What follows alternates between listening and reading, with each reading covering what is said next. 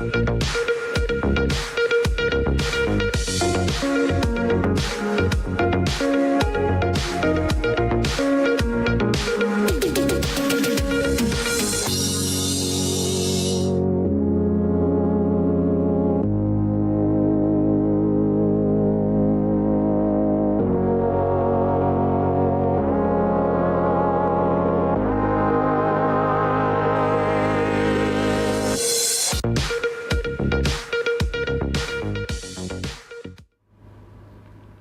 morning and welcome to Daybreak Live, the program that helps you understand the issues shaping policy, politics, and public life in Nigeria. I'm Oluwaimi Adelakun. And I am Samson Baluba, and this morning we are focusing on developments that could redefine education, party politics, and national conversation on this show. We begin with a significant policy move by the federal government as plans are announced to scrap the HND degree dichotomy and empower polytechnics to award degrees. We'll examine what this means for students, the labor market, and the long-standing debate around equality and relevance in Nigeria's education system. We'll also bring you the weather reports to help you navigate your day without any mishap. Definitely. Our newspaper headlines and analysis will be handled by Lekon Shoboale, a journalist and public affairs analyst, as we break down how today's papers are framing the major political, economic, and social issues.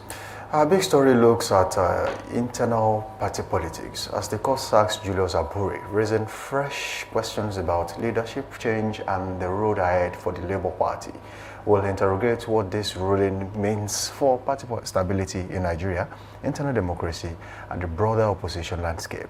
Definitely. And joining us for that conversation is Temitope Eshola, historian and public affairs analyst, who will help us put the development in context and examine its wider implications. All right, shortly after that, we'll turn to Trend Watch, where we track the issues gaining momentum in the public space and shaping today's conversations. This is Daybreak Live. Sit back and enjoy the ride with us. Sit back, enjoy the ride. For the next 2 I love hours. that.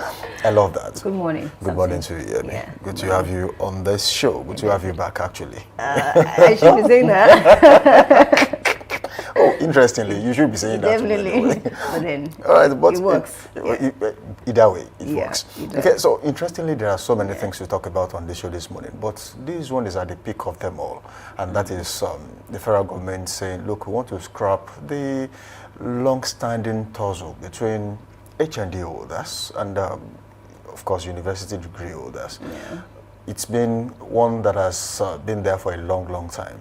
I could remember there was a time the House of Reps passed a bill to say, look, let's scrap all of this and then let everybody be on equal standing after graduating from school. But, you know, it did not see the light of the day.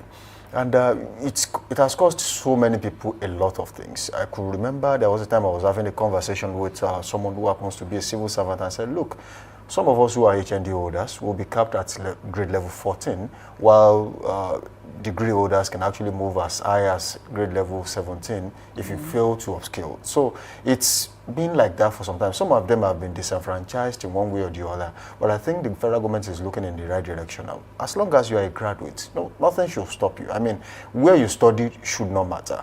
But then, the moment you have been given a certificate to say, oh, you are a graduate, you have served your father's land for NYSC, or maybe you got an exemption letter for any reason, you should be able to say, look, I am a graduate and I have equal right as someone who left the university too.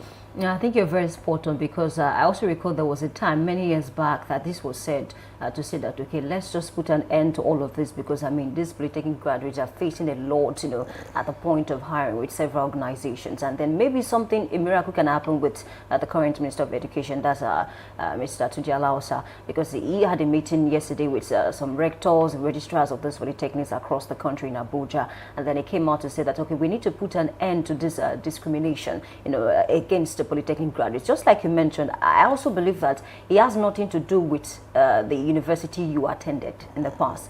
At the end of the day, if you are dull, you are dull. Because I have friends who finish from polytechnics and they are very sound, and I also have friends who finish from universities and are also very sound. So at the end of the day, the lecturer will not take you 100% in class. It depends on personal development. Absolutely. At best, lecturers who are very intentional about lecturing, they will give you 40% in class. That's the highest. I mean, according to me, I don't know about other persons. So you'll be the one to now look for how to gather the remaining 60% so that you can ensure that you're a proper graduate. Because I mean, if you speak to some graduates, in the last few years, you'll be amazed by what you will hear, sometimes. So it's a lot to unpack. And one more thing, I think the most important thing that I mentioned is the fact that, an intervention fund will be provided to upgrade these polytechnics, because apart from ensuring that, okay, we put an end or start awarding degrees, to this graduate, we must also look at improving the quality of education, the classrooms, the quality of the lecturers, because these are the things that will encourage these people to say, okay, if I can't get into uni, I can always try polytechnic.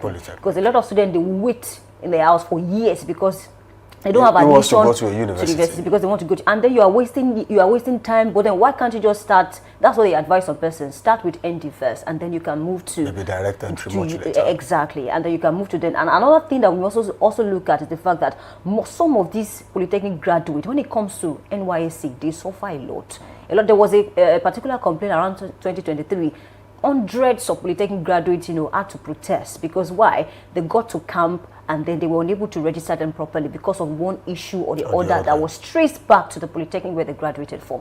Some certain polytechnics in this country, they introduce what we call DPP, daily part-time program. Yes, they go to class in the morning with the other students, but then when it comes to issue of NYSC, they will have to spend more, they will have to go through one process or the other, unlike the full-time students. These are the things we should begin to look at. At the end of the day, they have what it takes. They are brilliant. I tell you, if you go to one of the most expensive universities in Nigeria and you are not ready to be serious academically, you graduate too. At the end of the day, it depends on you. It depends on you. It's not about really the institution, honestly. The institution is an addition. Especially when it comes to the atmosphere, the environment, all of these things contribute to how well you do, how well you perform in class. That's why I say we need to upgrade the environment. You notice some institutions whereby some students will have to stand in class. Because why? Some of them will have to wake up as early as 5 a.m. because they want to secure a seat. If you don't get to class before 7, there's no seat for you. So these are the issues, honestly. And I just hope that the minister will address these things. Yeah. Well, the challenge did not really originate from these schools. It originates from the government. Because I think in some schools, probably some schools were given more attention than the others. And, there has always been intervention funds. We have always had... there's this particular counterpart funding. The school gets some by getting school fees and some other fees from the students, and also the government drops a certain part, which most likely has to be the larger one. And some schools get more than the others. And I think there should be a level playing field between universities and polytechnics, just like you said that there will be intervention funds to upgrade the schools. We have seen situations where students will go to school and then the lecturer won't even show up because they are busy doing other things. I think another thing is to get more lecturers. At the end of the day, just like you said, it's not really about the school. Sometimes, yes, we know that there are some schools which, just like the Ivy League schools, abroad, they are like that in Nigeria. There used to be a time in Ibadan where there are some secondary schools where they are the top 7. Okay, just like Loyola College, Government College, Apata Ibadan, some other schools like that, where students would want to get there at all costs. At the end of the day, it's your brilliance that will keep you there.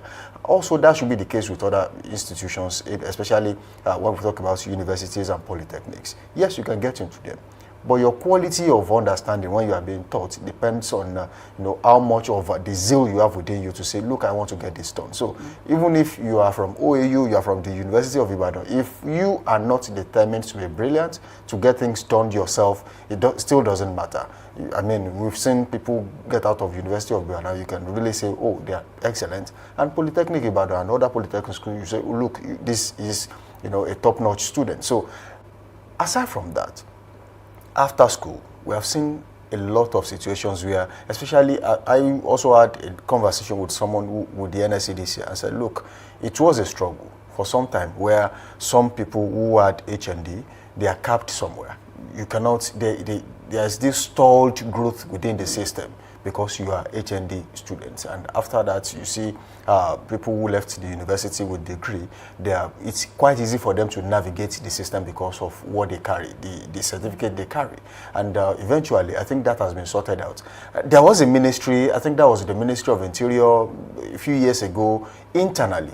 Just that ministry dropped the HND degree dichotomy, and it's been working fine within that ministry. So if it can be spread across all ministries, MDs, parastatals, I think that will help so many people who have been stuck for a long time in grade level 14, they can't really move past that. And I think it is really painful when you know that you put in as much effort as someone that went into a university. So that will really help some people who are really, just like you said, not interested in going to polytechnics because they feel like, oh, I think I want to go to university. I know of a friend that eventually did not study, did not go past secondary school just because he was always waiting to go into the university. And unfortunately for him, he had an admission into polytechnics a couple of times. You know, there used to be a time where there's nothing like when PolyJam was scrapped, where you have to write your JAMB, and after JAMB, if you can get it into a university and your score comes out, you know, schools will send you admission letters and say, look, you have qualified to be in our institution. He would always turn that down because he wants to go to a university. Until today, that has been the case. So now if this is happening during that time, I think we would have loved to go to a polytechnic knowing that, oh, eventually I'm coming out with a degree. So that should be done. And also funds, grants for research purposes in schools. I think we are getting it all wrong in Nigeria, especially in Africa. Some of these lecturers who are actually, you know, into all of this would have to rely on foreign grants, foreign aids, just to get things done. And I think if the federal government look into that direction, some lecturers will have to upgrade. Of course, they know exactly what to do, but because they do not have what it takes to do it right here, that's why we see a lot of them running out of Nigeria. Any slight opportunity, they are out. And they are not ashamed of it because they know that there will be betterment of livelihood once they get out of this country, regardless of what they do out there. Some left teaching jobs in Nigeria, and then they will become security operatives. No, it doesn't mean that becoming security operatives out there is lower than being a lecturer here in Nigeria. But the thing is, we need all of them in Nigeria because brain drain is one of the things that we have been fighting for a long time in all areas, even in the medical field. Doctors would want to leave Nigeria. I was talking to someone yesterday, and they said, look, I'm the only doctor left in this hospital, and by God's grace, by the middle of this year, I'm leaving Nigeria. What will happen to such hospital? I mean, it's becoming alarming. That's the problem. That's what we are facing. So if we can all look into this direction, government has a lot to do. It's not like, I think a leader once said, the problem of Nigeria is not really about money. It's about how to spend it. And I think that's still the case. Nigeria is rich, but the people at the corridor of power will always make it seem like Nigeria is poor as a country. We are not poor. We are not paupers. Nigerians should not be sent out of this country just to become what they don't want to be. There are several professions out there that can really be fixed and people can actually slot into perfectly. Let's make sure that all those areas are being attended to promptly. Funds are being, channeled towards those areas so that we keep the best hands within Nigeria, and the best hands will teach the next set of hands that will actually take over from them when the time comes. Yeah, I think you're very spot on, and I'd love to, speak on one thing that you mentioned about investment and about research, because I mean, when it comes to research now, when you hear research, you're probably thinking of one private university or maybe one federal university, but then it should also, happen in this polytechnic. Schools. Definitely, because I mean, the students they are brilliant. They have what it takes to actually, pull up all this, good research that can actually earn them, international recognition. But then, where are the funds? I mean, these are the issues. Where are the libraries? Because before you conduct research now, apart from the fact that you go through primary sources, get people to interview, what about the books that you can access? Where are the libraries? Are they accessible? Can you go there? Can you go there and then you enter and then you take some books and then you read and then you are able to go on with some research? So these are the issues. And the one more thing is the fact that I've heard certain students of the polytechnics complain about their result. They don't get it on time. These are the issues. And then they'll talk about, okay, these lecturers, they're overstretched, they're unable to mark on time, this and that. So apart from all of those things, the government should also look at hiring more hands for those polytechnics that are overstretched when it comes to staff, maybe non-teaching staff. Because one more thing is the fact that when you go to certain universities today, you graduate with a good result, they will ask you if you're willing to take it, the role of assistant lecturer. We can also have things like that in the polytechnics. You have a good result, and then maybe before you actually go on with your life or move on to other things, are you willing to become assistant lecturer? These are the one of the ways by which you can encourage these graduates as well. While they are looking for other things to do, you can pitch it to them. Will you be willing to join us, assistant lecturer? In that way, you're able to grow more, as a student. These are the areas we should look at. And I want to believe that this will not end the way other, initiatives end in the past to say that, oh, we want to start awarding degrees to HND, because we've had the times with that number. This is not the first time. As a matter of fact, it's not the second time that one particular administration will come up with, okay, let us scrap this whole HND continuity is the problem. Dichotomy, exactly, and then let's look for ways to award degrees to them, honestly. Whoever comes in after that, I know, policies will always be different, right? When there's change of government, someone else comes on board and says, look, I have a different idea, but education should not be the same as other areas. Yes, you can change so many things about finance, you can change so many things about power, but then when it comes to education, I think there should be a level of continuity. You carry on from where they stop.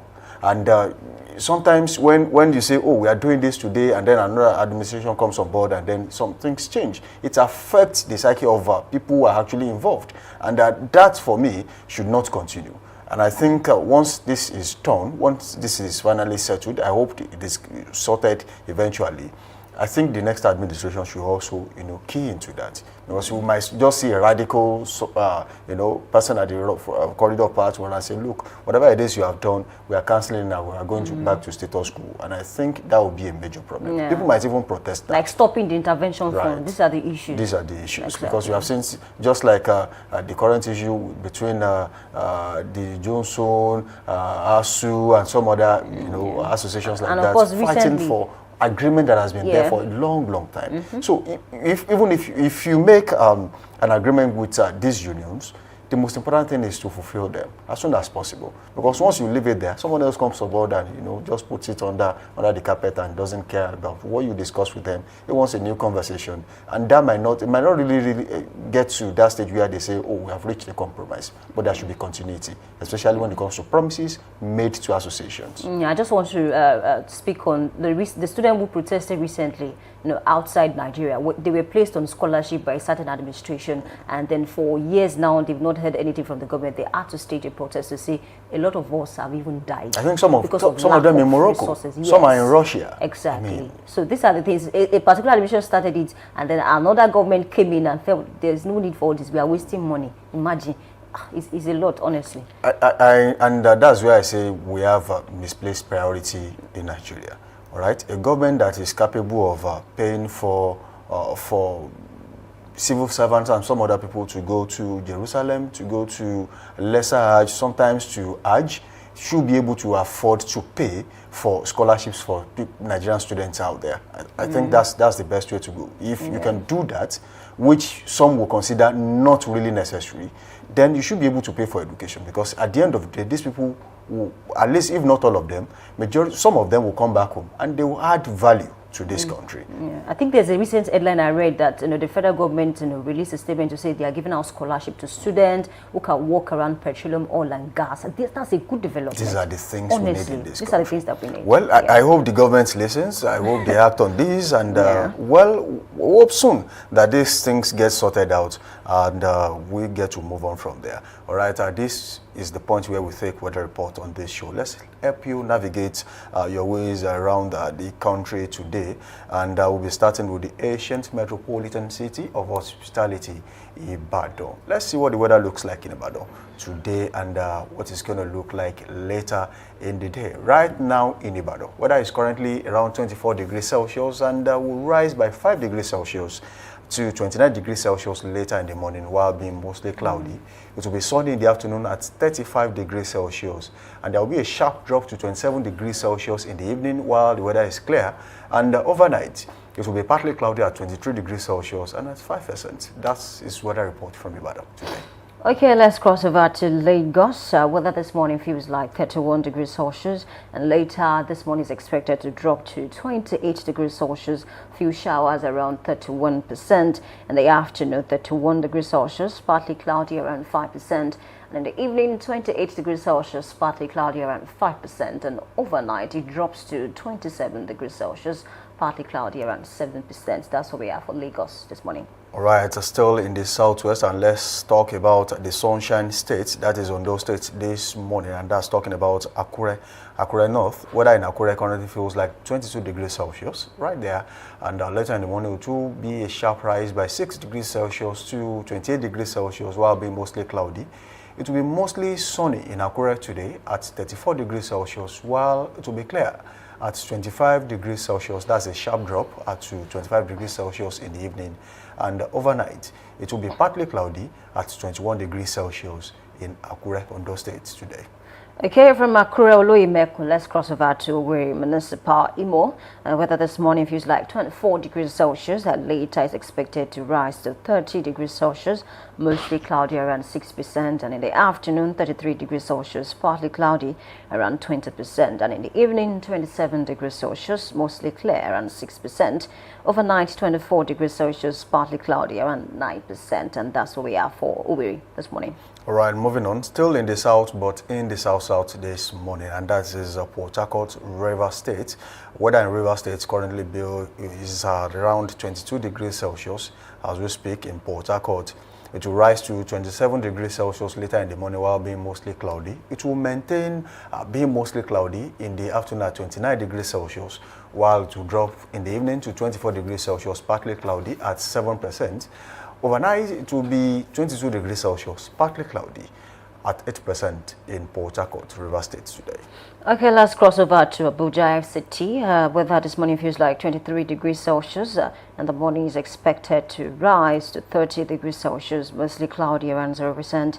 And in the afternoon, 35 degrees Celsius, partly cloudy around 0%. In the evening, it drops to 27 degrees Celsius, partly cloudy around 0%. And overnight, 25 degrees Celsius, clear around 0%. That's what we have for Abuja this morning. All right, let's talk about another city in the north central this morning, and that's talk about Suleja in Niger State. And weather in Suleja right now is at 22 degrees Celsius. To rise sharply to 30 degrees Celsius while being mostly cloudy at 0% later in the morning, and in the afternoon it will be around 36 degrees Celsius, partly cloudy at 0%. In the evening, it will drop to 27 degrees Celsius, also partly cloudy at 0%, while it will be clear overnight at 25 degrees Celsius, 0% in Suleja, Niger State today. Okay, let's cross over to Kano Municipal. Weather this morning feels like 18 degrees Celsius, and later is expected to rise to 25 degrees Celsius, mostly cloudy around 0%, and in the afternoon 31 degrees Celsius, mostly cloudy around 0% as well. In the evening 23 degrees Celsius, partly cloudy around 0%, and overnight 18 degrees Celsius, partly cloudy around 0%, and that's what we have for Kano this morning. Okay, lastly, let's go to the northeast and we'll take weather report from Borno State this morning. In Maiduguri, what does it look like? Okay, in Maiduguri, weather currently feels like 18 degrees Celsius, and it will be a very drastic rise to 28 degrees Celsius later in the morning, mostly cloudy at 0%. In the afternoon, it will rise to 34 degrees Celsius, further rise to 34 degrees Celsius, partly cloudy at 0%. And also, it will drop to 24 degrees Celsius in the evening, mostly clear at 0%. And overnight, 19 degrees Celsius, clear at 0% in Maiduguri, Borno State today. And that's all we can take on weather report this morning. Do well to link up with us on all socials, Facebook, Instagram, TikTok at Dominion Broadcast. And on X, formerly Twitter, at Dominion Cast. You can watch us live on our website at www.dominion.org.ng, dominion.org.ng. Now do well to leave us a comment on our YouTube and Facebook channels at Dominion Broadcast. We'll take them on this show, and do well to share this show. All right, that will be all for now. Let's go on a short break, and when we return, we'll take the news. We'll be back.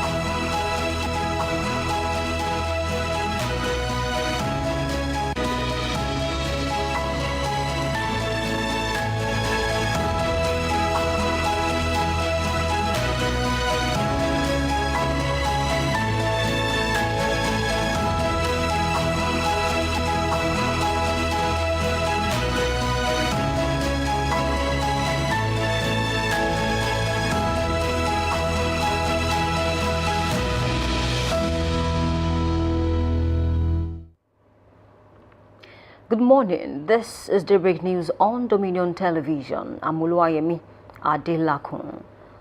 The Independent National Electoral Commission, INEC, has begun a two-day capacity building workshop for staff of its Voter Education and Publicity Department in Kefi, Nasarawa State, ahead of the 2027 general elections. According to a statement on INEC's official X page, the Deputy Director of Voter Education and Publicity, Wilfred Ifoga, said the training is timely as the Commission prepares for electoral activities from 2026 onward. He noted that the program, initially planned before the last elections, was delayed due to operational demands and highlighted the growing challenge of misinformation driven by modern technologies and artificial intelligence. The Economic and Financial Crimes Commission, EFCC, has alleged that $13 million in illicit funds linked to Ocean Gate Engineering Oil and Gas Limited were used to acquire two Nigerian oil blocks connected to businesswoman Aisha Achimogu. In an affidavit before the Federal High Court in Abuja, an EFCC investigator said the funds were used to secure deep offshore PPL 302 and shallow water PPL 3007 during the 2024 oil licensing round, with the Commission seeking forfeiture of the money. The EFCC alleged the funds were raised through unlicensed bureau de change operators and cash transactions outside the banking system. Ocean Gate denied the claims, insisting the money was from legitimate sources. Justice Emeka Nwite adjourned the case to March 25, 2026, after earlier granting an interim forfeiture order. The Federal High Court in Abuja has upheld the exclusion of Labour Party candidates from the upcoming area council elections in the Federal Capital Territory. Delivering judgment, Justice Peter Alifo declined to compel the Independent National Electoral Commission, INEC, to accept and publish the list of Labour Party candidates for the February 21st polls. The court dismissed the suit filed by the Labour Party and its candidates, who claimed their names and party logo were unlawfully omitted from INEC's final list of candidates. Justice Alifo explained that the case fell under pre-election litigation, which under the 1999 Constitution must be filed within 14 days of the course of action. The court noted that the Labour Party's suit filed on October 7, 2025, but outside this timeframe, as the alleged exclusion occurred on October 22, 2025. The Oyo State government has unveiled a week-long program of activities to mark the 50th anniversary of the state's creation, describing the celebration as people-centered, non-partisan, and development-focused. Chairman of the Oyo at 50 Planning Committee, Honorable Said Akiade Fitabi, said the festivities will run from January 26 to February 3rd, with activities already underway, including a spelling bee and inter-secondary school football competitions. The anniversary also featured awards for outstanding individuals in sport, health, and the arts, while a Hall of Fame will be established at the State Secretariat to permanently honor notable contributors. Other planned events include an opening ceremony at the University of Ibadan Conference Center, statewide health outreaches, cultural film screenings, a carnival procession from Mapo to Adamasingba Stadium, a symposium, religious activities, and youth and women outreach programs. Away from that, the Lagos State government has disbursed 40 million naira to families of Lagos State Traffic Management Authority, LASMA, officers who died in active service. The special advisor to the governor on transportation, Sholagiwa, announced this at last month's financial presentation ceremony honoring fallen officers. Giwa said the decision followed the agency's 25th anniversary in July 2025, when Deputy Governor Dr. Bafemi Hamzat, representing Governor Babajide Sanwo-Olu, acknowledged the risk and sacrifices of LASMA officers. Each family received 2 million naira as a mark of recognition for their courage and service. And in business, the Minister of Power, Adebayo Adelabu, has called on the Energy Commission of Nigeria and the Rural Electrification Agency to deepen collaboration to boost local production of electricity component and reduce imports. Speaking during a meeting with the Energy Commission in Abuja, Adelabu said stronger coordination in research, data gathering, and planning is key to delivering President Bola Tinubu's power sector reform agenda.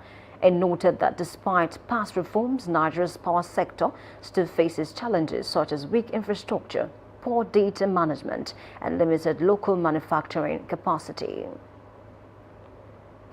And in sports, the Confederation of African Football CAF has unveiled the best 11 of the Africa Cup of Nations Morocco 2025, selected in a 4-3-3 formation by CAF's Technical Study Group. The team features 4 players, each from champion Senegal and runners-up Morocco, with Nigeria contributing 3 players. Morocco's Yashin Banu, the Golden Glove winner, leads the lineup alongside Nassar Mazroui, Akraf Hakimi and Golden Boot winner Brahim Diaz. Senegal's representatives include player of the tournament Sadio Mane, Pape Gueye and Idrissa Gana Gueye. Nigeria's Calvin Bassey, Ademola Lookman and Victor Osimhen were also named following their strong performances that earned the Super Eagles a 3rd place finish. While the selection has been praised, some fans have debated the omission of players such as Alex Iwobi and Stanley Nwabali.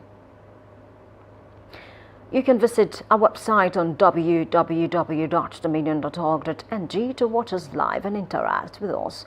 You can also follow us across our social media platforms, Facebook, Instagram, TikTok, YouTube and LinkedIn at Dominion Broadcast and X at Dominion Cast. That's the Daybreak News. I'm Oluwayemi Adelako saying thank you for watching and good morning.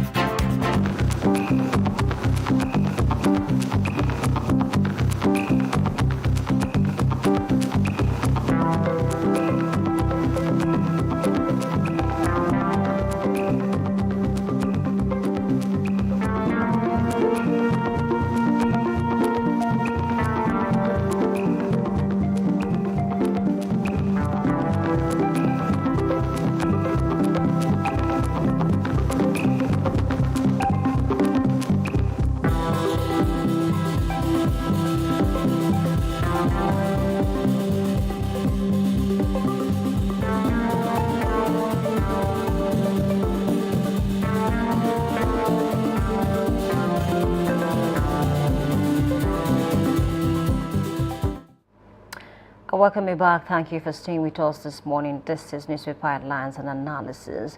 I'm Oluwayemi Adelakun. Quite a number of things to talk about this morning, looking at the papers. Let's start with Nigerian Tribune. And I have this banner headline that says, abduction of 177 worshippers. Kaduna governor pledges rescue of victims.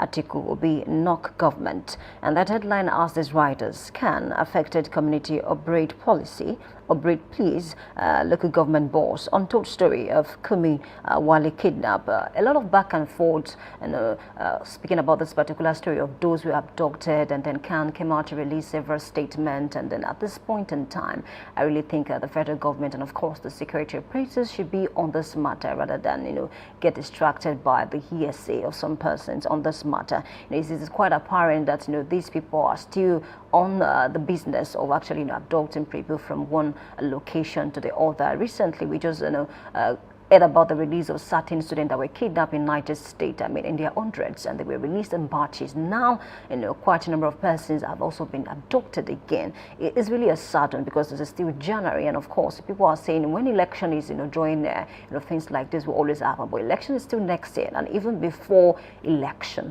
we've seen several cases of people being abducted in their homes, in the church, and then even in the mosque. It's really a sad one. Let's cross over to another headline that says a paternity dispute. How I got to know about my son's alleged daughter. And that's coming from Davido's father. He has this headline, says several DNA tests returned negative. I watched a video yesterday where Deji Adeleke, the father to Davido, the popular singer, he came out to release a statement to say that, okay, someone is trying to impersonate, or someone has been impersonating the so-called daughter, which is Anoluwapo. And then speaking about that person, he mentioned Kemi Loyo, and Dr. Deji Adeleke said that, he was on the phone with the aunt of this Anoluwapo, and then she mentioned to him that, Kemi Loyo is trying to impersonate Anu. According to him, Anu is not his granddaughter, and then several DNA tests, has been carried out before now, and then they all came out negative. And of course, he has, come out to clarify everything concerning this whole matter so that people can also, get to know what is really going on. And away from that story, I have this one that says, Awujale still Ogun government or selection process. While we summoned nominees, DSS, we are working diligently to select best candidate, and that's coming from Kingmakers. Initially, a list was released of those who are eligible to become the next Awujale, but then the selection process, has been put to a stop because of the internal wranglings amongst those families. Don't forget that, we also have the case of a popular singer artist in this country who also said at one point or the other that he has every right to be amongst, those that, should go through the selection process of the next Awujale. Away from that story, we do believe that this will be resolved soon than expected. I also have this headline that says that no arms ammunition found in my residence. That's coming from Malami. That's the former AGF, denies terror financing allegation. Don't forget that recently, he was granted bail alongside his son and his wife. But then we heard a story a few days back that his son was rearrested, because of certain things. And then we are saying this now. The man is coming out to say that no ammunition was found in my residence. And of course, I'm not part of any terror financing group. Away from that, I think it's the responsibility of the court, to do more investigation and ensure that there is more clarity on this particular matter. I also have this headline that says the European Union allocate £557 million to Nigeria, orders in 2026 humanitarian budget. I think that's a lot of money, but then at the end of the day, it's not about getting this aid from these organizations. It's about thinking of how to make use of this money, because this is a lot of money, and according to the government, we have a lot to do. Speaking about the next election, certain things to put in place, the health sector. Don't forget about the doctor strike. Even us recently, we've been able to solve the issue of us. So I do hope that nothing silly will come up again on that note. Okay, let's cross over from this to another headline that says court orders INEC to recognize Nenandi-led exco of Labour Party, sacks Abure as party chairman. Abure faction heads to appeal court. There's been a back and forth between these two individuals. I'm talking about Nenandi Usman and of course Abure. he was initially the chairman of this party, Labour Party, but then at some point, then Nandi took the matter to court to say, okay, his tenure, is over. He needs to drop the papacy and, of course, allow someone else to take over the chairmanship of the party. So they've been on this matter for over a year now, boy. Recently, the court ruled that Abure has been sacked, and, of course, INEC should recognize Nandi Usman as the ultimate chairman of that political party. But then people are asking questions. Now that Nandi is set to take over as the chairman of the party, what should we expect from Labour Party? Would they be able to put their house in order and, of course, produce candidates for the next election? Speaking about the governorship candidates and, of course, the presidential candidates. But then there's one issue. Because of all that happened and caused the back and forth, the Labour Party will be unable to participate in the FCT polls because, the candidates were not accepted by INEC because the matter was still in court. So that's a very sad one, looking at this matter. But then I think they have all it takes now. They have the time now to put their house in order so that they can, release their candidates for the next elections. Away from that, I also have this one that says troops discover terrorist mass grave in Borno. That's another one that needs to be looked into. From Nigeria Tribune, let's cross over to Daily Trust this morning. I have a line that says Kaduna abduction, the denial that failed. Don't forget I mentioned that, there were several issues on this matter. Oh, they were not abducted. Oh, it's not true. Can't came out. So these people were indeed abducted. And of course, this headline is talking about the fact that that denial failed because at this point, I think the security operatives on this matter to ensure that they are released on time, and then they are not just released; they are released in good health. I think that's one of the main focus on this particular matter. I also have another headline that says that 2027 no appointment for non-APC members. That's coming from Nentawe. With that stand, because after the 2023 general elections, some persons got appointment and they are not members of the ruling party, which is the APC. Talk about Wiki, who is a member of the PDP, the People's Democratic Party. He got appointment. Quite a number of other persons also got appointments who are not members of the APC. Maybe this is a new development, and of course, this is coming from the chairman of the party. Yeah, we might be able to hold on and then wait till after the elections. Maybe this will stand or not. Away from that headline, I also have this one that says suicide bomber kills 5 soldiers in Borno. This is a sad one to think that we are still looking for how to add more people, to the armed forces because they are overstretched, and then these people are being killed on a daily basis across the country. Really, it's a sad one, honestly. And away from that, I also have this headline that says fire got 34 classrooms in Kano school. That's a lot, a huge loss, because I know it's going to take time, for those classrooms, to come back, and then the students will have to maybe stay at home for a while before everything is being, properly done. It's really sad that something like that happened. Let's cross over to Daily Independent this morning. I have a headline that says Kaduna church abduction. Obi Atiku can PDP query deniers urge urgent action. Berate please, local government chairs say it is shameful to obscure truth. Want federal government to be proactive over bandit attacks, citizens' safety. One major thing that affects productivity is denial. When you deny something that is quite apparent, it gives these people more strength. Because why should we deny certain things like this? But then I want to believe that maybe they're just trying to ensure that this is really true, put in the proper investigation to ensure that they find out all that happened that particular day. But I want to believe that the situation has changed, definitely. And of course, we have come to a conclusion that indeed these people were abducted. Away from that, I also have this headline that says the ATC condemns planned release of 70 bandits from prison. That's another issue, still talking about insecurity. I recall, a popular lawyer in this country, that's Didi Adeyoju, he said something recently that, when you keep negotiating with bandits, it becomes counterproductive because you're giving them more strength that you can ever imagine. Trying to release 70 bandits from prison, when you release them, where are they supposed to go from there? We're releasing them to the society. What is going to happen? Yes, they might be repentant, but then we need to look at this more critically and ensure that it is safe, for these people to come back to the society, because we are still dealing with many more, across the country. And away from that headline, I also have this one that says Labour Party crisis, court to designated to recognize the Nandi Usman-led ESCO as Saksabure. We've spoken about that. Another headline is saying Nigeria's 2026 aviation budget sparks duplication debate. Speaking now about this 2026 budget, not just the aviation sector alone, the education, the power, Nigerians have a lot to say that, okay, it's not about budgeting this huge amount for each of the sector. Are we going to see improvement in this sector? I mean, because recently a lot of Nigerians had issues, with the aviation sector and of course, other sectors too. Speak about the health sector too. So ensuring, I think ensuring that this money, we see the dividends of this money. I think that's the core thing for the federal government now, because a lot of Nigerians are really not bothered about the amount that is budgeted for each of the sector. But are we going to see improvement? Because money should improve things. I mean, that's what a lot of persons would believe. Just like you, watching me right now.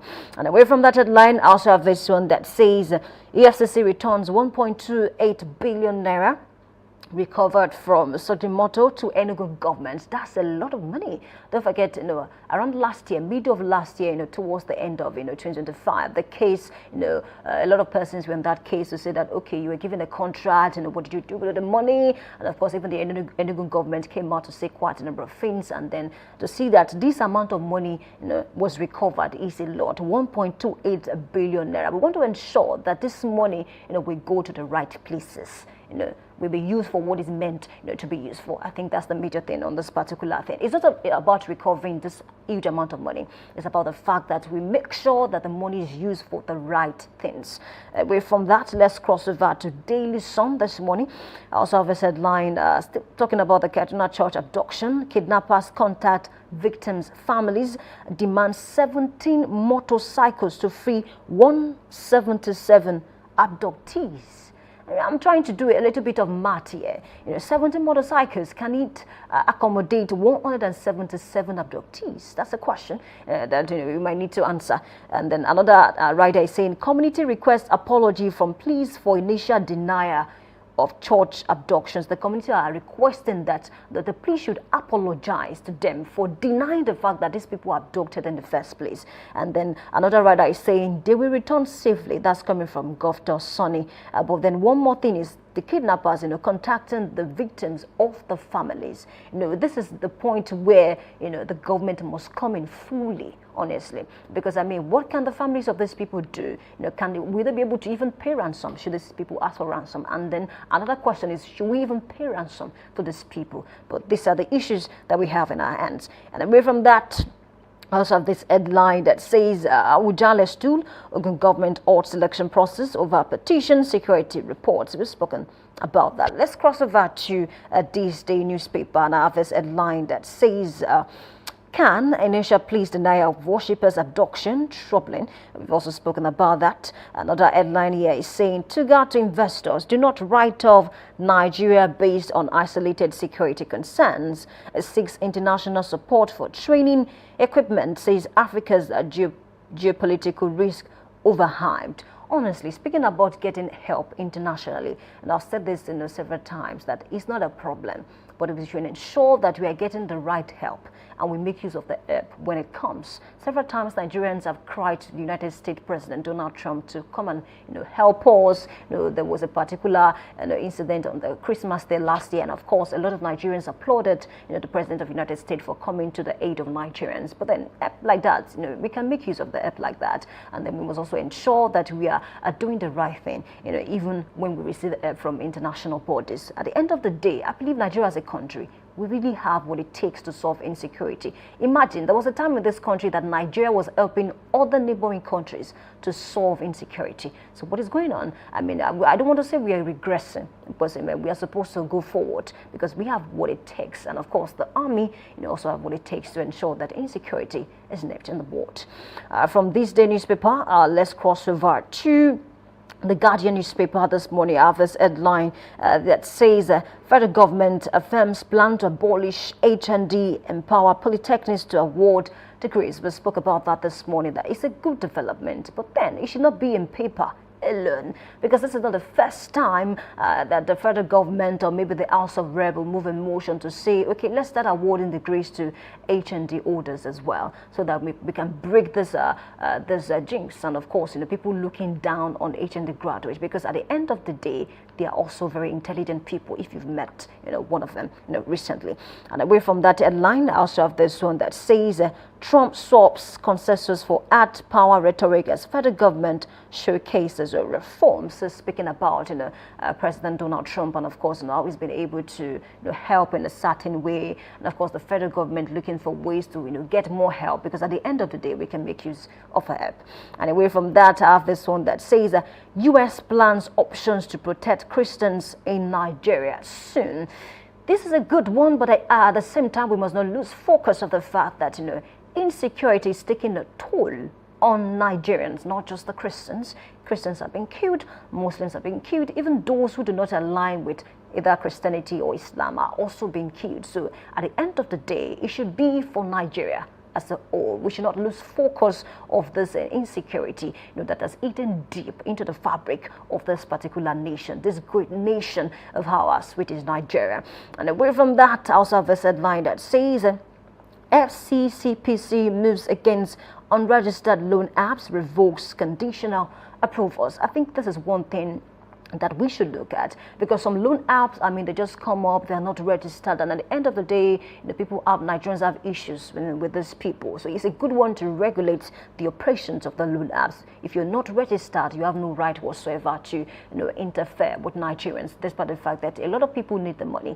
But at the end of the day, we must ensure that people are safe while dealing with these loan apps across the country. And I think from The Guardian, let's cross over to New Telegraph. I have this headline that says, still talking about federal government, it says federal government okays degree status for polytechnics to end HND disadvantage. Another headline is saying Trump endeavors demands immediate Greenland talks, rules out force. Initially, we heard something else, but then Trump is saying, I'm not going to take Greenland by force. We are going to dialogue over this matter. Don't forget that about a week now, Donald Trump, slammed, some European countries at 10% tariff because they were trying to interfere, in Greenland, because he wants to take charge of Greenland as we speak. But then, at the end of the day, quite a number of persons came out. The Prime Minister of the UK, a lot of persons came out to say, okay, you're not going to do this to us, because of Greenland. This and this should be put in place if at all something's going to happen in Greenland. And then there's a new development, because Donald Trump is coming out to say, I am not going to take Greenland by force. I'm going to dialogue, with the people who are in charge. And of course, I think that's a good development. At the end of the day, we do not want anything that can, trigger war, or insurgency. In the global space, not just Africa now, not just about Donald Trump now. So away from that headline, I also have this one that says 2027. NW and CAPC vow to give highest vote in presidential election. I think this is not the first time that a starting group will come out to say we are going to give this amount of vote to APC or maybe to President Bola Ahmed Tinubu, come 2027. Some governors came out to say something like that too. Monday Opebolo of Edo State came out to say something similar. They say Edo State is going to give Bola Ahmed Tinubu this amount of vote. Other governors and of course politicians came out to say the same thing, to say we are going to give President Bola Ahmed Tinubu this amount of vote. So we should keep expecting things like that, against 2027 elections. And of course, it's up to the electorate to decide who they vote, and then that will determine who will take over, Asarok come 2027 after the general elections. And then finally this morning, before we go, let's take a look at this particular headline that says war against terrorism, troops discover mass grave of terrorists killed during adherence operations, discredit insurgent propaganda narratives, abduction denier, can demands responsible security communication from the police. One more thing that we should look at is proper communication. so that this will help us to solve all this, issue around insurgency. Because if these people know so much, but then they're unable to get through to the police who can help them, it becomes a problem, and then the information is a waste. But then if they have the information that can ensure the safety of the people, or then put a stop to all of this abduction here and there, I think the police should also be ready to listen to the people. Effective communication, and I know there's a chain of communication, so it's not just about the police now. The police also have bosses that they need to report to, but then at the end of the day, we should find a way to work together to ensure that the lives of Nigerians, are safe. It's a fine place to live at this morning. A big thanks to you for being a part of newspaper headlines and analysis on Daybreak Live. Please stay with us. We need to take a short break, and when we come back, we move on to Big Story. My name is Oluwayemi Adelakun. Good morning.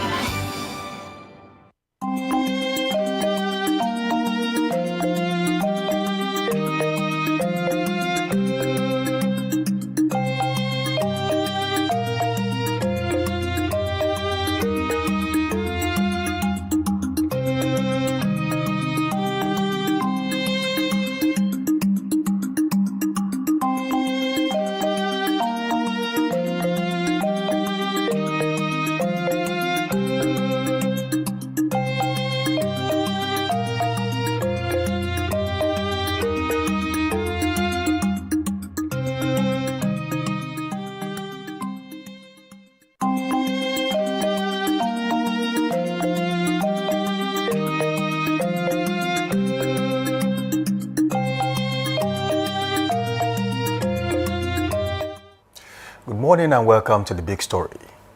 That segment of the show where we go beyond the headlines to uncover the forces shaping our politics, our institutions, and our society. This morning we'll focus on a political development that has sent ripples through Nigeria's opposition landscape, a court ruling that has sacked Julius Abure as the national chairman of the Labour Party. It is a moment that raises critical questions about leadership, legitimacy, internal democracy, and the future direction of a party that rose to national prominence in record time. What does this decision mean for the Labour Party's structure, unity, and electoral ambition? And more importantly, what lessons does it hold for political parties across Nigeria's democratic space? Samson Balogun is my name, and thank you for joining us. And to help us unpack these legal, historical, and political dimensions of this unfolding story, I'm joined in the studio by an historian, a public affairs analyst, Temitope Ishola. Welcome to Big Story, anyway. All right, the court's decision to remove a sitting national chairman is not just a legal development. It is a defining political moment.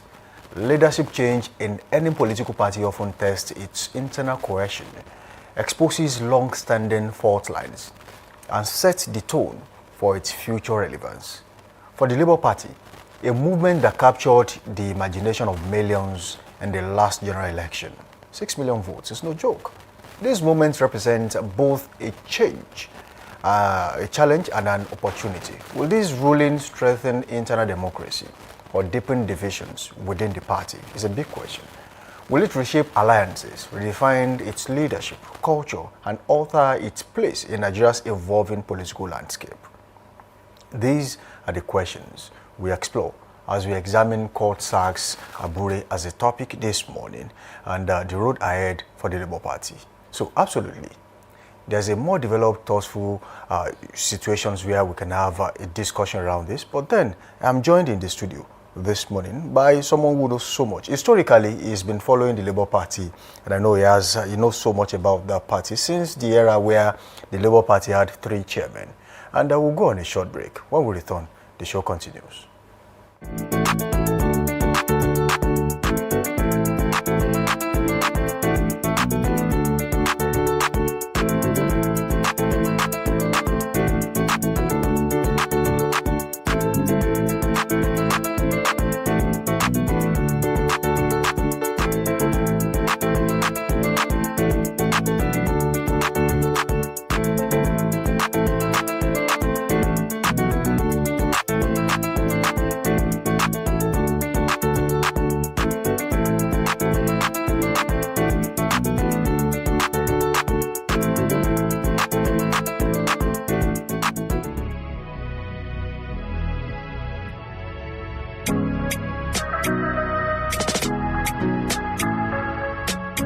Need a professional space to bring your vision to life? Dominion Television Studios offers state-of-the-art facilities perfect for your next broadcast, commercial, corporate video, or live event.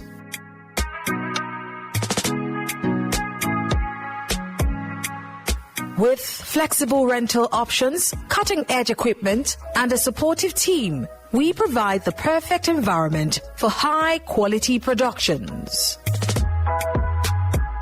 Unleash your creativity. For bookings, email us at marketing@dominion.org.ng. Call us on 0705 506 1061 or 0916 101 1061. Check us out on Instagram, Facebook, LinkedIn, and TikTok at Dominion Broadcast and on X at DominionCast. Book your space today. Dominion Television, your channel of choice.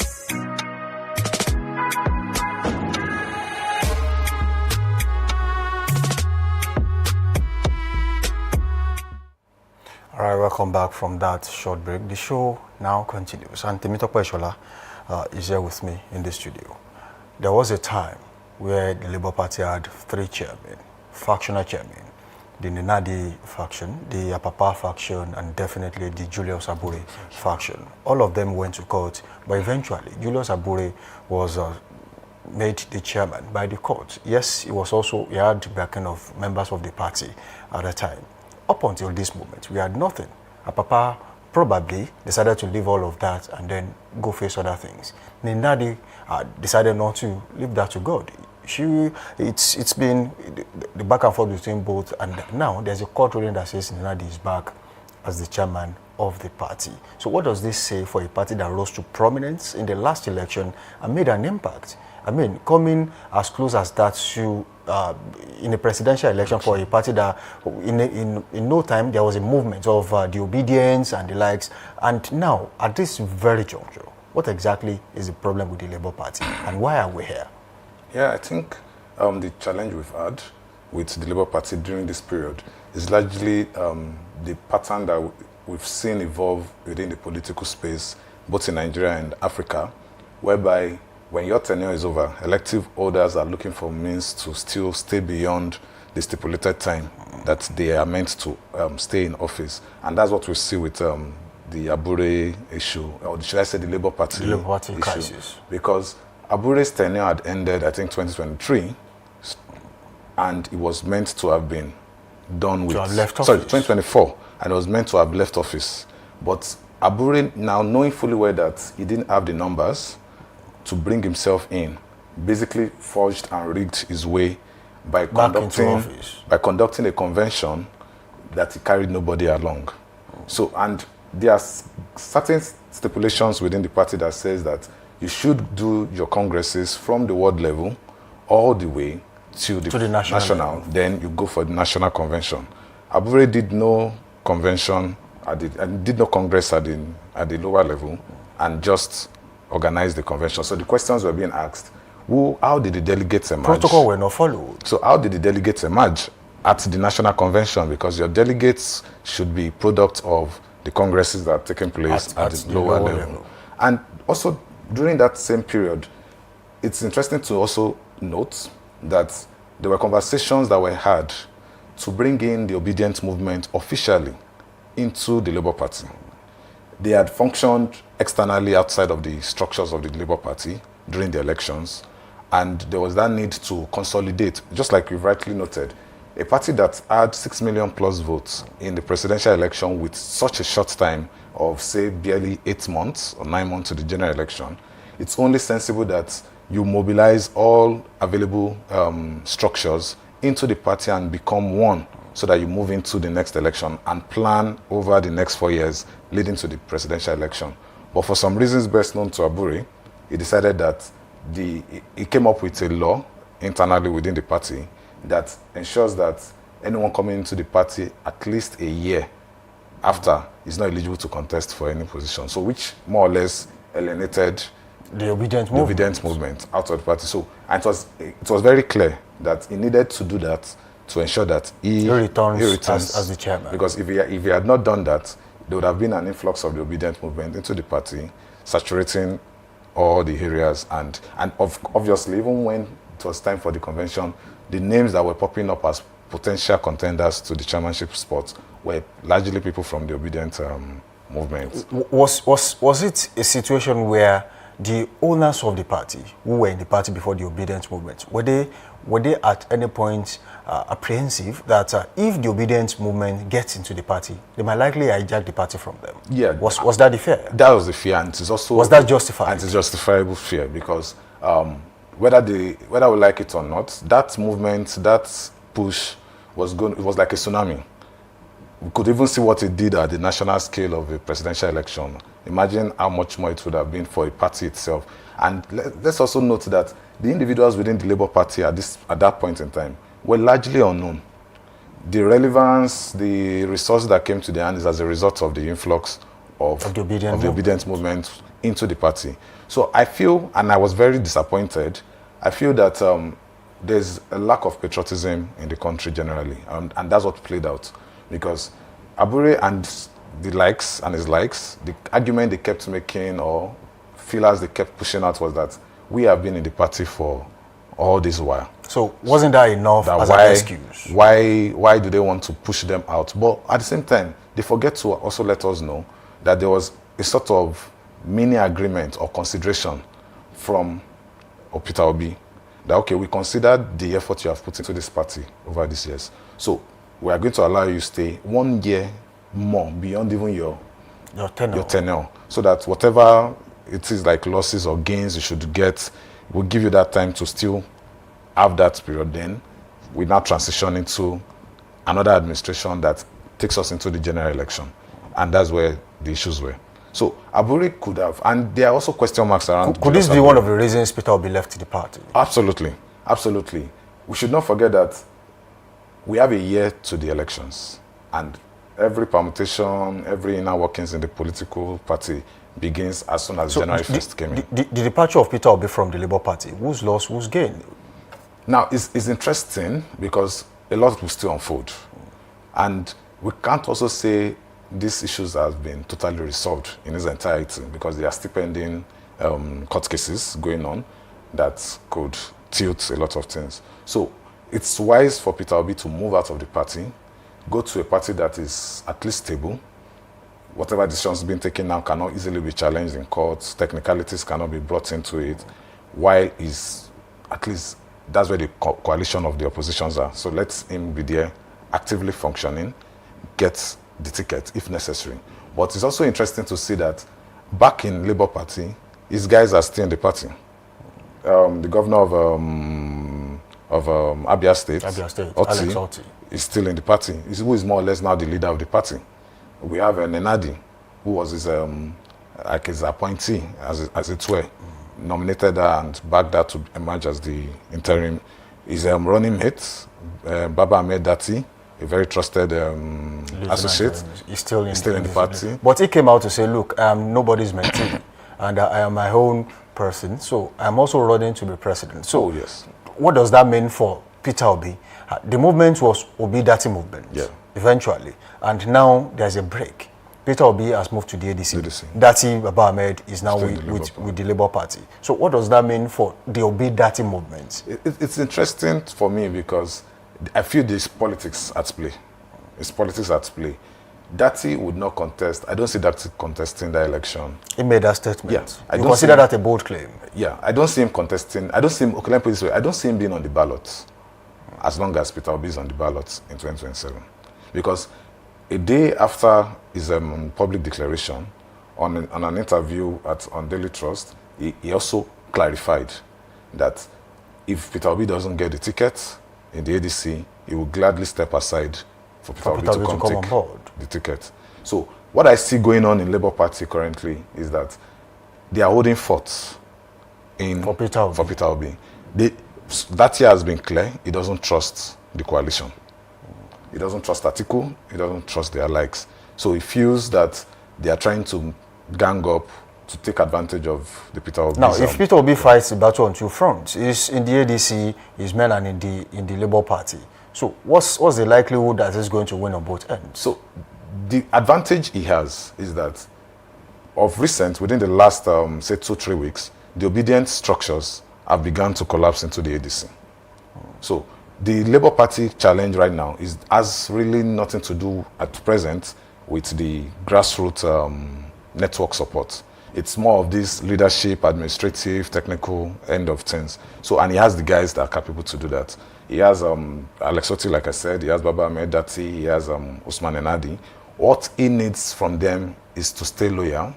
Once the court process is all over and the clarity is there that, oh, Nenadi is the authentic chairman. And we should even not forget, she's the caretaker chairman, which came out as a necessity because Abure's tenure was over. It was over. So, the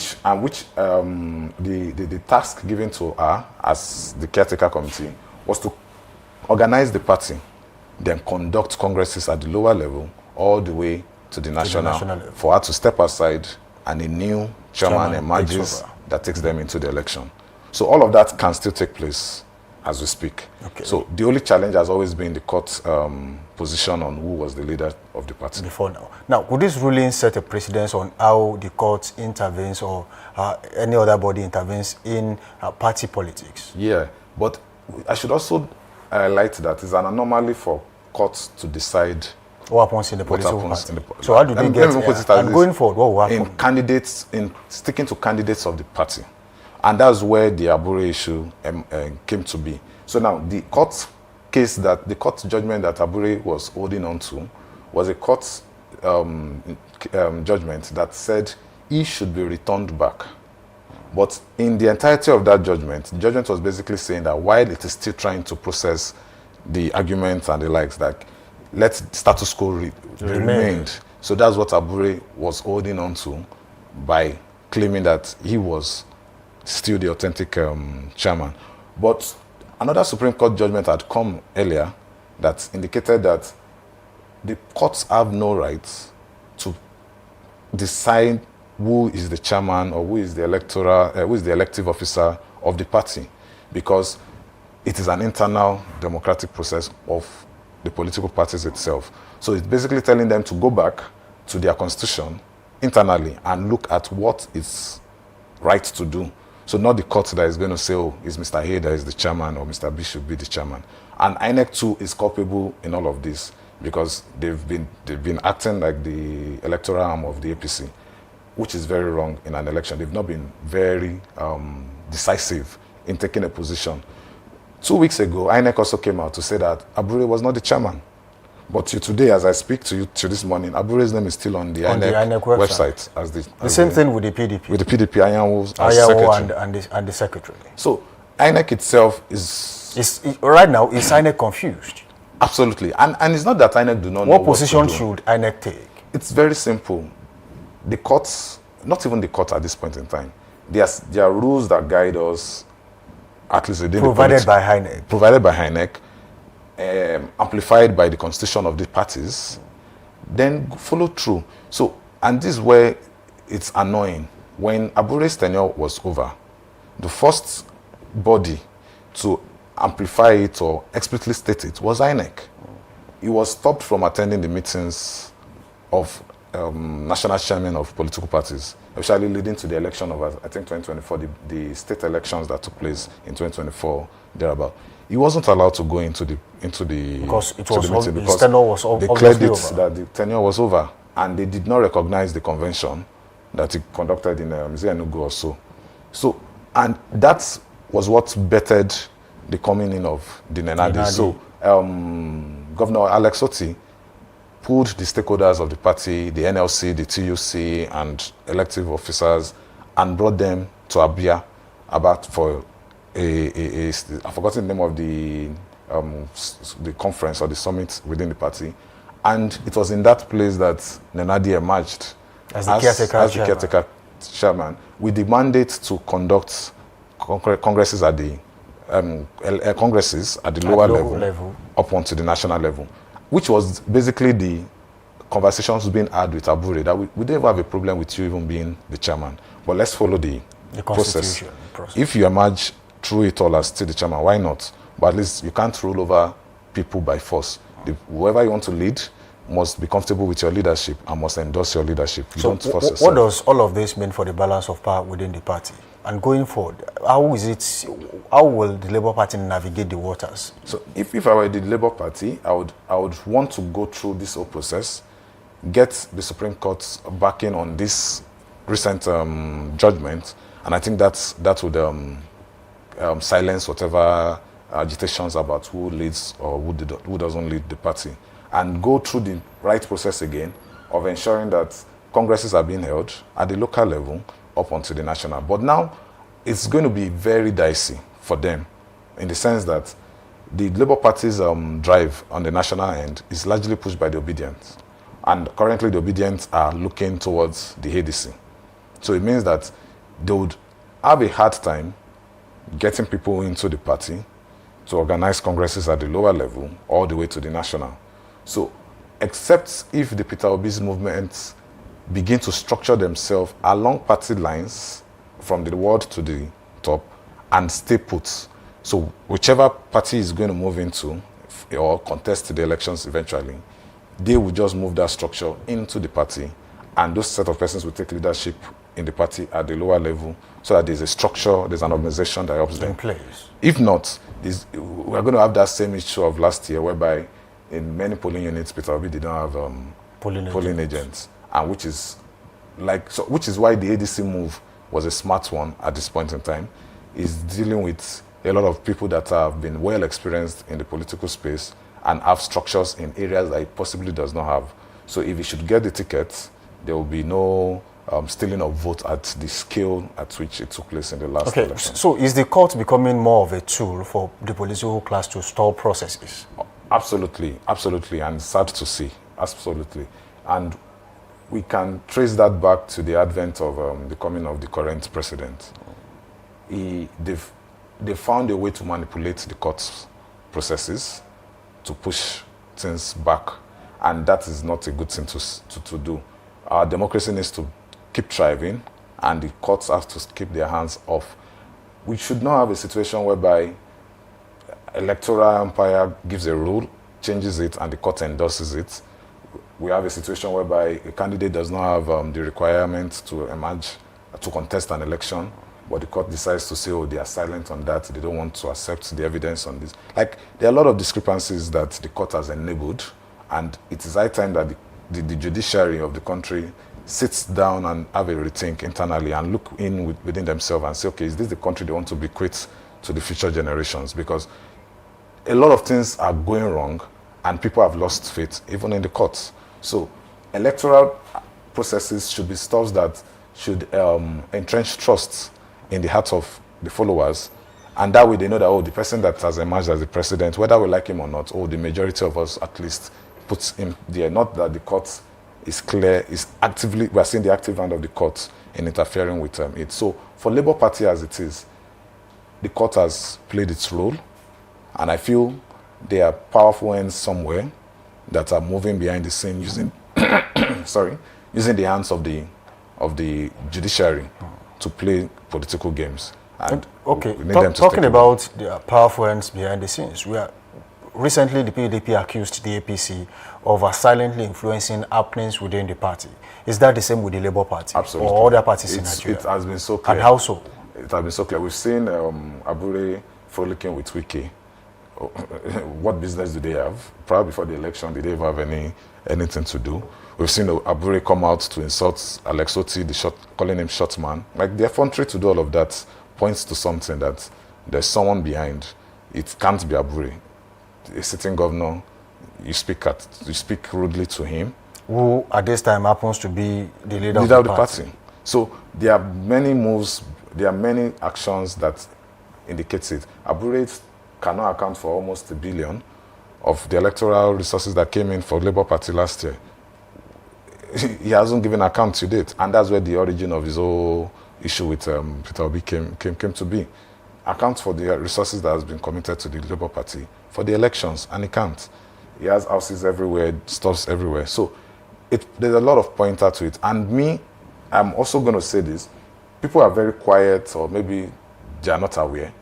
From the very beginning, I was never expecting something good from the APC under the leadership of President Bola Ahmed Tinubu at the national level. Because what we see playing out currently at the national level has been perfected in Lagos State for the past 20 to 25 years. The only credible party in Lagos State up until 2023 elections is the party that Tinubu is inside. There are always issues in all the smaller parties in Lagos State. In PDP, you'll see, I forgot the name of this man, Da Silva, that was the chairman. He decamped to the APC a night or 2 days before the election that you are the chairman of the opposition party. And they keep regurgitating politicians. You see Jandor breaking out of APC first, entering the PDP as if he's a new being. And when he has perfected his work, he pulled out, went back home. Jimmy Agbaje came out of the AC, entered into the PDP. So basically, those guys just hold fort so that no credible person can come out to contest against the ruling party. And once they are done, for someone like Jimmy Agbaje, he had his own contracts he was having with the government. By virtue of that, just stay where you are, help us hold on to it. So they don't have any meaningful push or challenger in the elections. So that's why the last election with this guy, Daddy shook them. If the state election took place before the presidential election, they would have lost Lagos State. So And those are the things that are playing out. It is very clear APC wants to go into the presidential election as the only party going into the election. And that's why you can see that they have been making moves to collapse governors across the country. But that of the Labour Party, that's Alex Otti, is still a member of the Labour Party. He has openly declared that he is not leaving that party. Absolutely. And what does that mean for Labour Party in the presidential election? They still have support from their end. Yes. I think Alex Otti is very convinced about his ability to convince the people of Abia State to vote for him. And he's right. Just like Dati also, neither of them are babies in the political space. Alex Otti is a billionaire, and there's something money does to you. Money is a defense. It gives you some level of assurance that even if I'm not desperate, let me put it that way, to hold this position. But Alex Otti had been contesting over time, and this time around, he got the ticket, he got the votes, and he has been functioning properly in the states, and the whole state really like him. Obviously, there will be opposition structures in the state, but the large chunk of the state recognizes the work he's doing, and he's believing that, okay, on the basis and on the merit of the work I've done, I can go back and request for another term from the people. So Alex Otti's case is a very interesting one because he doesn't have a godfather in Abia State. He doesn't need to succumb to pressure from anyone in the state to get something doing. So he's a man of his own, he's a leader of his own, and that works out well for him. So no matter how we look at it, that also gives Labour Party a basis. Tinubu started his whole move across the country by holding on to one state, Lagos, and add it as AC. And from there, it's started expanding across the southwest. So having that party, having that state is a very good one for Labour Party to build on. So even if they can't do so much, at least let them consolidate on Abia State, and I trust that over time they'll be able to move further into the country. Okay, before we leave that this morning, are we going to see a resurgence of the crisis that we saw the other time, just a few months ago, where there were 3 different chairmen? Because definitely, Aburi is definitely going back to court. Yeah, absolutely. Will this make Apapa to resurface as another factional chairman of the party? And how tedious would this be to eventually put this to rest in the Labour Party? I think Apapa's time is over already. Apapa's time is over. The mainstay is what's his name? Aburi. And why? All of the court's issues, Apapa is not a party to it. So he cannot benefit off what is currently ongoing. So currently, as far as the court cases and all have been going, Apapa is out of the race. Apapa is out of the question. It's basically between Enadi and Aburi. So Apapa has no business. It won't even be attended to, as it were. So Aburi, and what I see Aburi trying to do is just the technicalities. They are trying to play on technicalities, words in the judgment, timing, and all of those things are delayed. And that's why I feel the court itself or did I say the judiciary itself has enabled things like this. We shouldn't be having situations whereby cases are being overflogged in the courtrooms for years, hindering process. Issues like this should be attended to decisively and swiftly. Oh, you're not the leader, that's it. And not to be having conflicting judgments from court A, court B. So these are the things that makes this whole space very messy.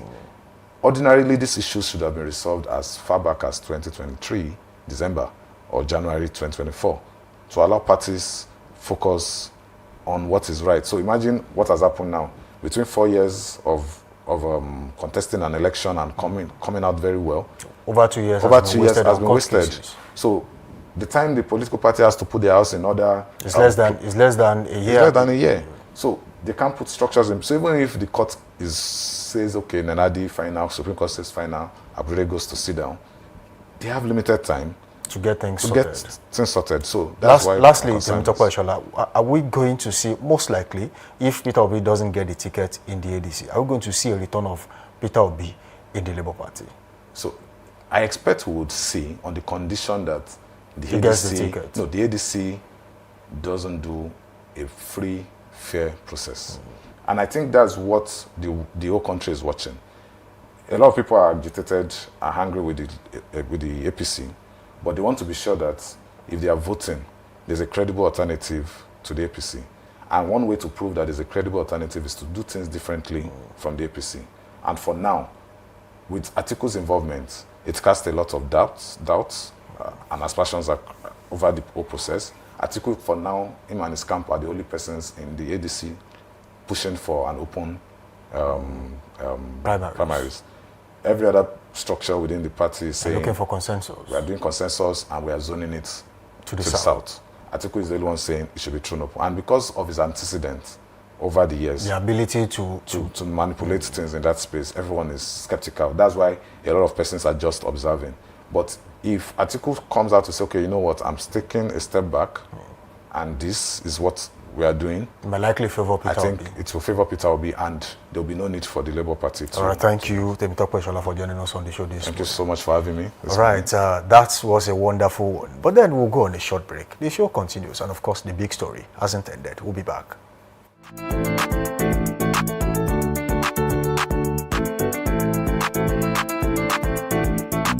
Heart of the action. Welcome to the nerve center of Next Level Broadcasting.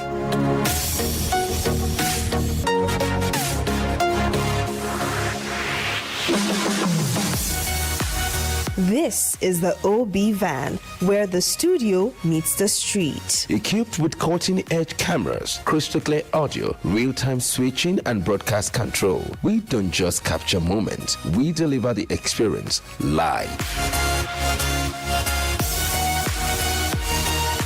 Anywhere, anytime, from stadiums to red carpets, breaking news to buzzing festivals, weddings, birthdays, and all sorts of ceremonies. We bring the world to your screen in real time. It's not just a van, it's a complete mobile production house, a command center, a broadcast beast. This is more than a broadcast. This is the OB van difference. Live, loud, limitless.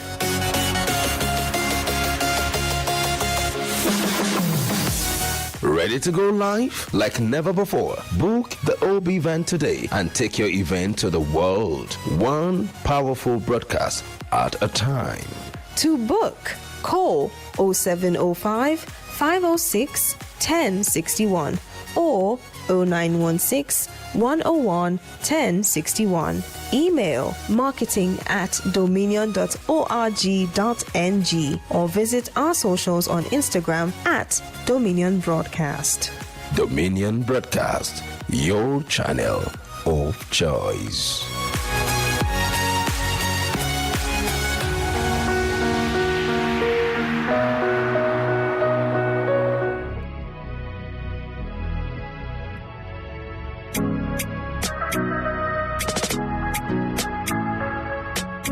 Need a professional space to bring your vision to life? Dominion Television Studios offers state-of-the-art facilities perfect for your next broadcast, commercial, corporate video, or live event.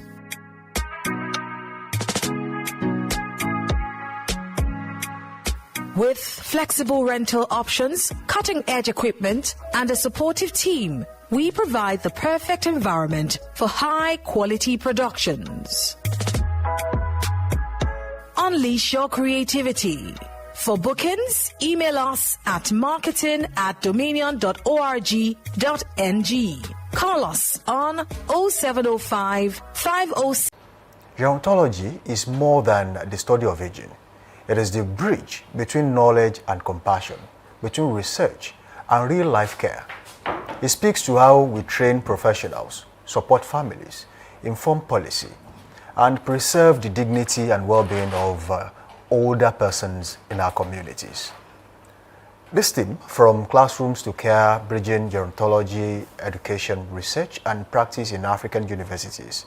So this conversation explores how African universities can become catalysts for change, creating curricula that respond to societal needs, fostering partnerships between researchers and practitioners, and building a generation of professionals equipped to lead in an era of demographic transition. With insights from global and continental leaders, in the field.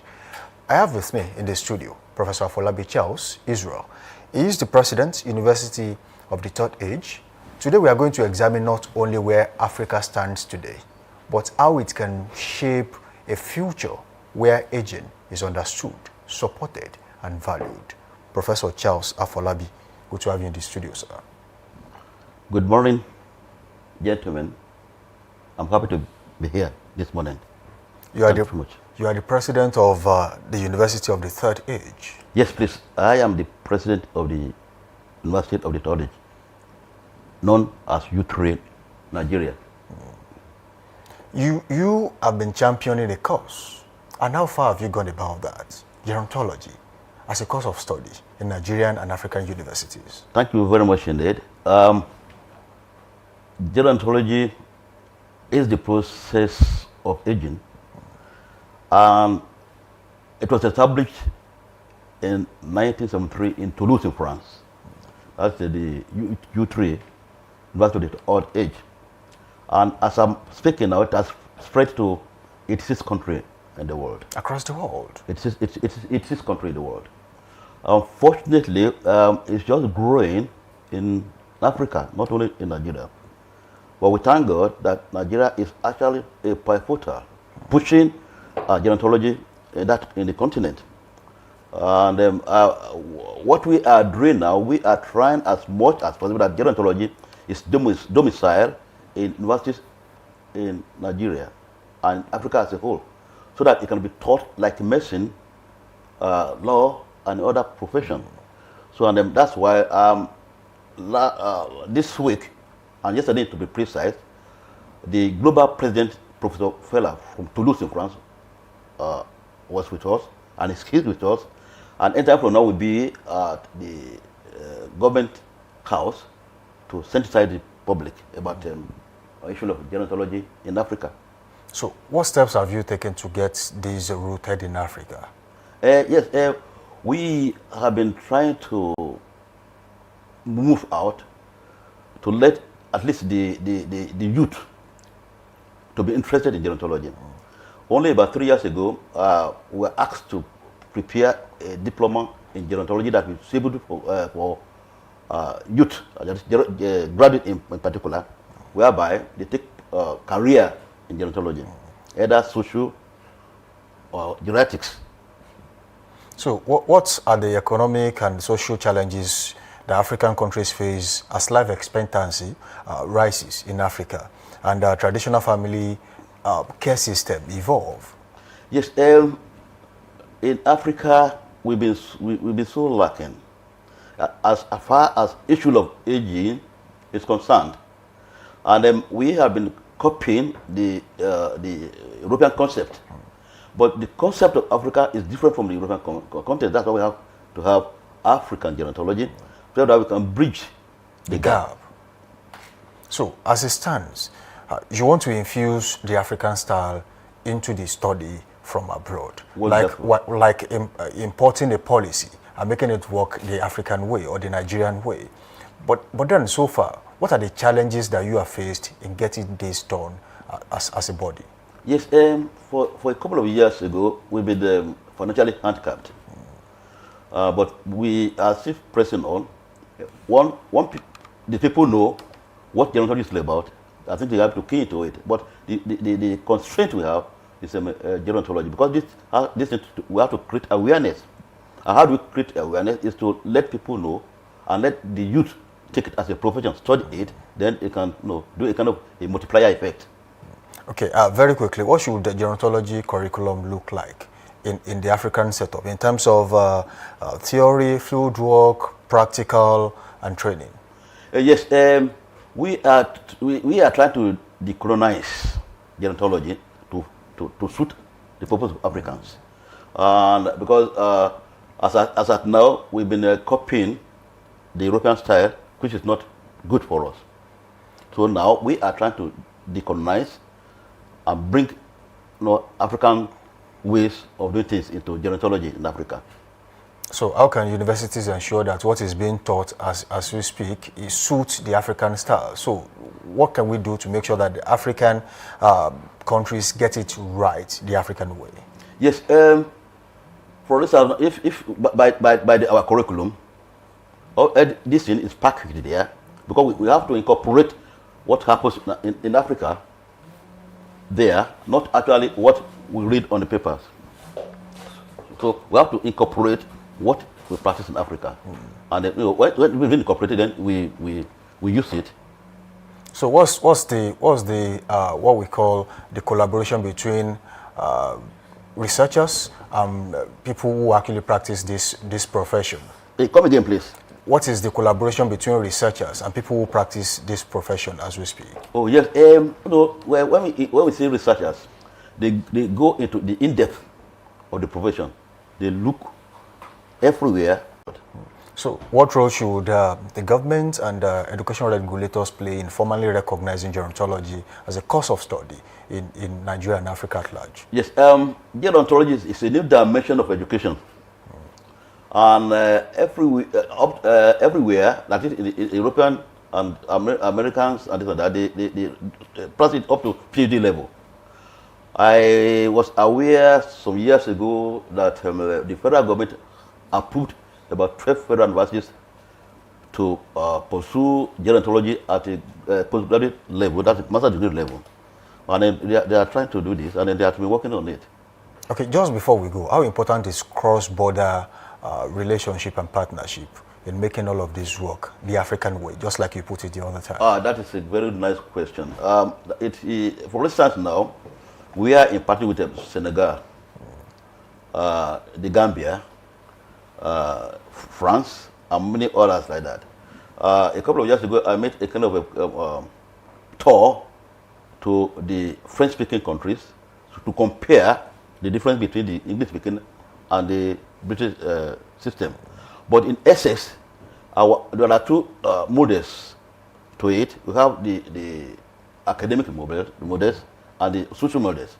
The academic models is practiced by the French people, while the social position is the British. So what we are doing in Nigeria, we are copying that of the French model, which is purely academic. So whereby these are taught like what is being taught in the universities. So very quickly before we go, what can the private sector and civil society be engaged to create employment around all of this? Yes, the influx of aging, that people going to aging now is alarming. And we have to get people to take care of the influx. So that's why gerontology is all about. And by as of now, the carers, they are there, but they have no job. But with this is a specialty. Gerontology is a special area whereby people are keen to it, and the job is there for them, and the career is there for them, and it's a pathway to further education in gerontology and any other health aspect of qualifications. Thank you, Professor, for joining us on the show this morning. Thank you very much indeed. It was very impromptu, but I hope I'll be here again. Gentlemen, thank you very much indeed. Definitely, we are still going to expand this a lot further so that you can, say a lot of things you can't really get off your chest at this time. Thank you for being on the show. That's lovely. Thank you very much, gentlemen. And I look forward to be here again. All right, sir. So as we have seen today, leadership, whether in politics or in education or social development, defines the direction of institutions and the lives they touch. From the courtroom's impact on the future of the Labour Party to the classroom's care system shaping how Africa prepares for an aging population, the common thread remains vision, structure, and accountability. Many thanks to my guests on this show, of course, this segment of the show, Temitope Eshola, and definitely Professor Afolabi Charles for being on this show with me this morning, for their insights and contributions. Let's go on a quick break, and when we return, the show continues. We'll be back.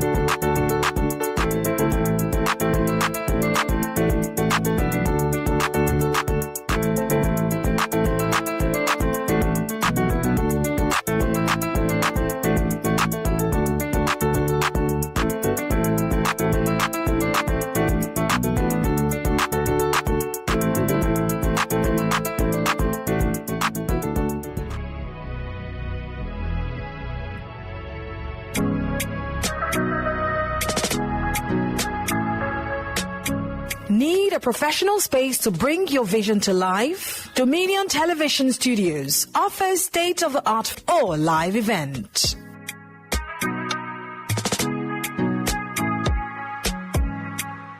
With flexible rental options, cutting-edge equipment, and a supportive team, we provide the perfect environment for high-quality productions.